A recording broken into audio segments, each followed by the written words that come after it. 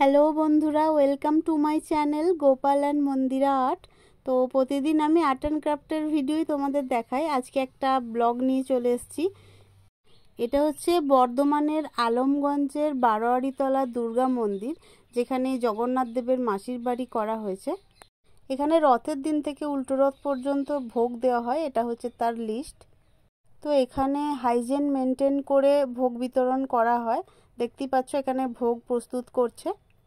এখানে প্রতিদিন 1200 থেকে 1300 জনের জন্য ভোগ বিতরণ করা হয়। তো তার আগে চলো আমরা প্রথম জগন্নাথ দেবকে একটু দর্শন করে নিই। এটি বর্ধমানের রাধাবল্লভ মন্দিরের জগন্নাথ।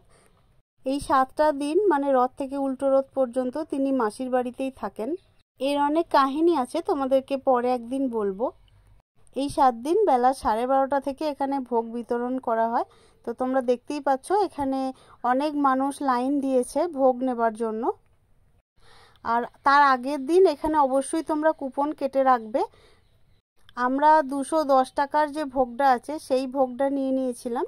তো তার মধ্যে কি কি আছে সেটা বাড়ি গিয়ে আমি আনবক্সিং করেছি, তোমাদেরকে এখন আমি সেটা দেখাবো। তো ভিডিওটা ভালো লাগলে বন্ধুরা অবশ্যই একটা লাইক করো আর চ্যানেলটা সাবস্ক্রাইব করে আমার পাশে থেকো। আর কোনো কিছু জানার থাকলে আমাকে অবশ্যই কমেন্ট করে জানাবে।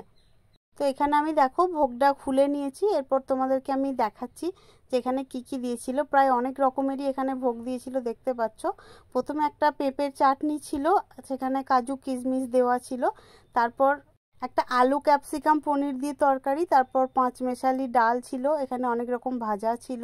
এটা হচ্ছে ভেজিটেবল চপ, তারপর পটল ভাজা, ঢ্যাঁড়স ভাজা ছিল, বড়ি ভাজা ছিল, দেখতেই পাচ্ছ।